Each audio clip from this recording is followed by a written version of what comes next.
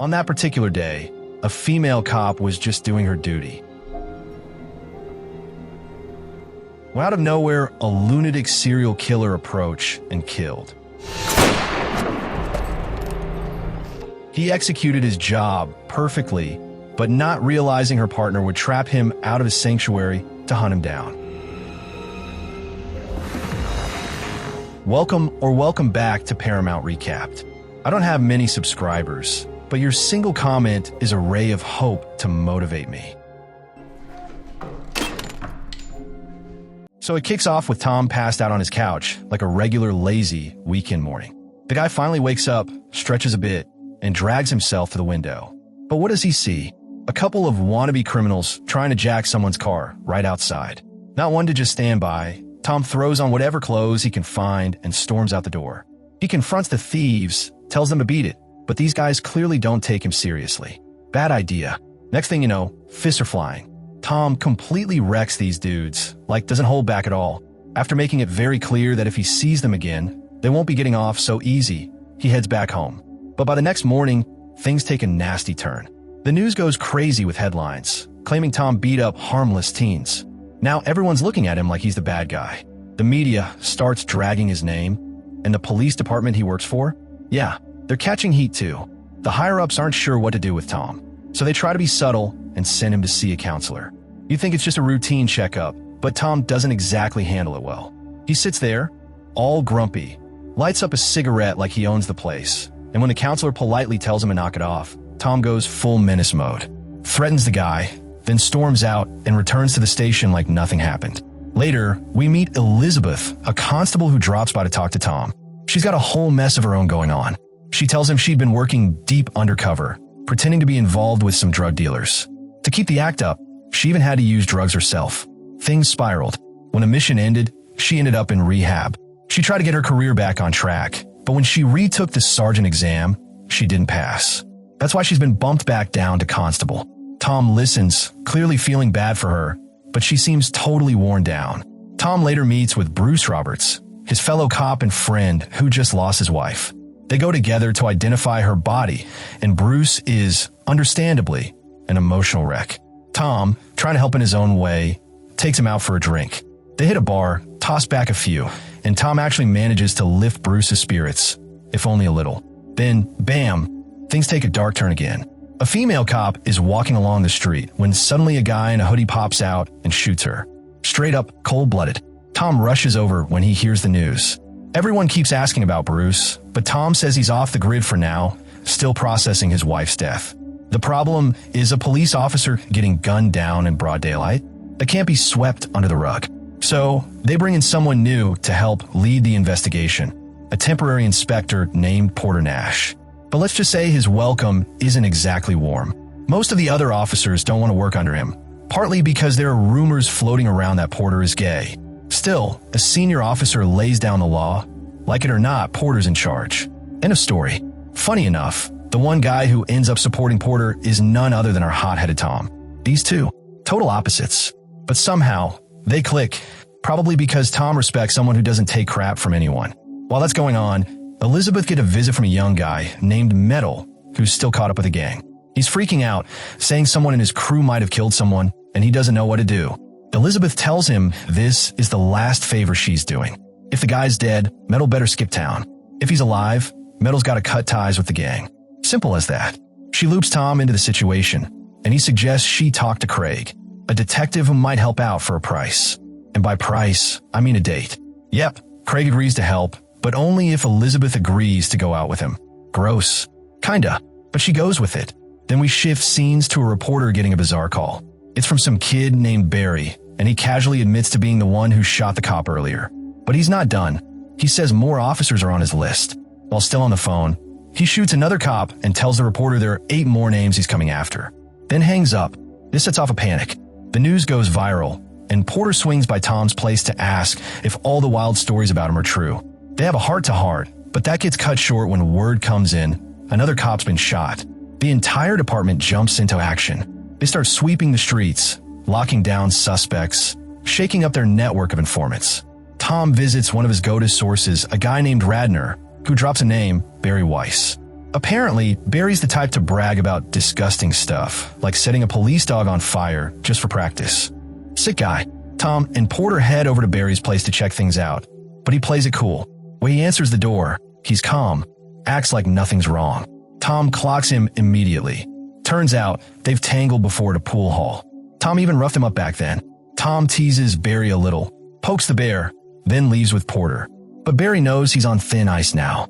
The moment they leave, he gathers his stuff and goes to stash it somewhere. What he doesn't realize is that Radnor's tailing him. He watches where Barry goes and sees the exact spot he hides his gear.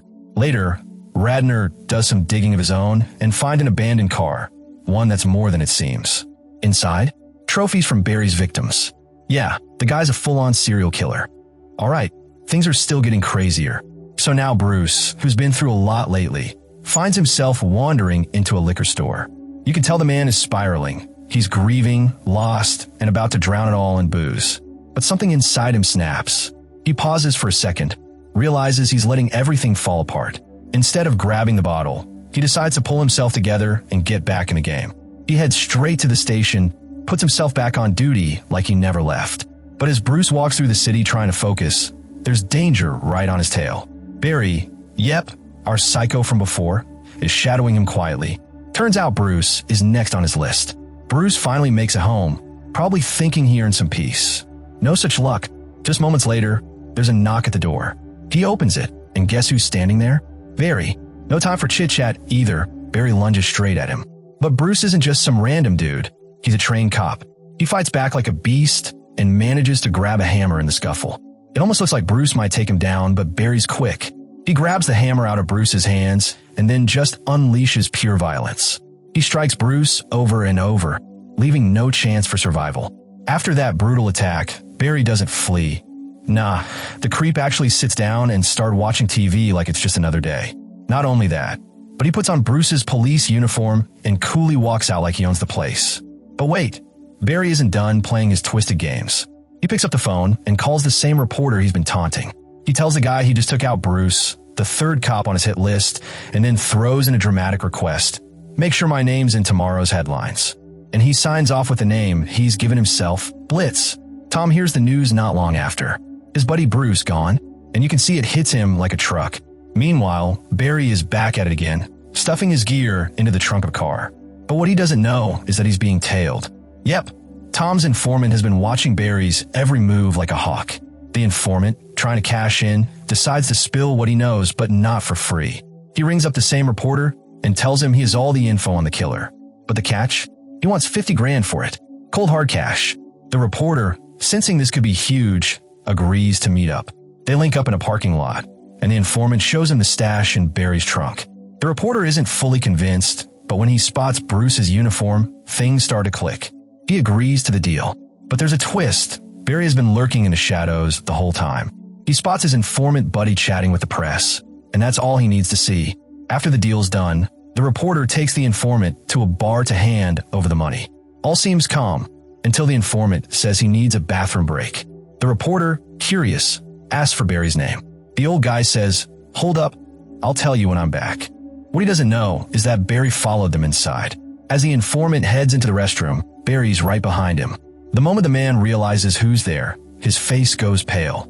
He pleads for his life, swearing he didn't spill the name yet. But Barry? The guy's a cold-blooded killer with zero sympathy. He finishes the job, steals the cash, and ghosts out of there. The reporter, stunned and now panicking, calls the cops and tells them where to find the car. When officers get there, it's already been cleaned out. Barry's one step ahead again. Later, Tom and another officer start connecting the dots. They figure out that every officer Barry has killed so far was someone who had previously arrested him, which means one thing: Elizabeth might be next. That same night, Elizabeth wraps up a dinner with Craig. When she gets home, Barry ambushes her. It's bad, he's out for blood. But then, out of nowhere, the same gang kid, shows up and jumps in to save her. He fights off Barry, but ends up getting killed in the process. Just as Barry is about to strike again, police sirens blare. Tom and the crew roll up just in time. They finally decide it's time to put Barry on blast.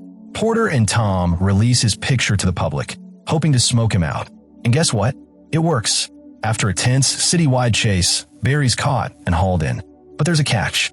As dangerous as he is, There's not enough hard proof to lock him up. No weapon, no clear link.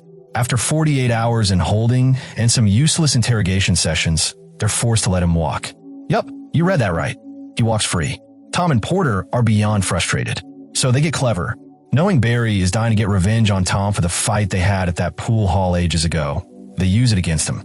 They set up a trap. Barry, thinking he's slick, sneaks into Bruce's funeral dressed in Bruce's own uniform. As the service ends, Tom quietly leaves the procession with Barry tailing him. But what Barry doesn't know is that it's all part of the plan. Porter had switched with Tom at some point during the walk.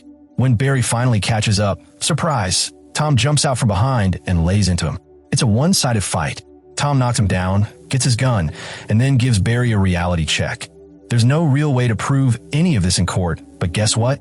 Barry's dressed like a cop, and Tom's holding Barry's gun. So, they make it look like Blitz got blitzed. Tom pulls the trigger and ends Barry's reign of terror, making it seem like just another victim in the serial cop killings. Porter handles the cleanup, and that's that. But Tom's not done yet. He's still got a bone to pick with Dunlop, the reporter who's been dragging his name through the mud in every article. So Tom decides to let the K-9s stretch their legs straight at the reporter. And that's the wrap. Barry's gone, justice, more or less, is served, and Tom walks off into the mess he calls life. Thanks for watching.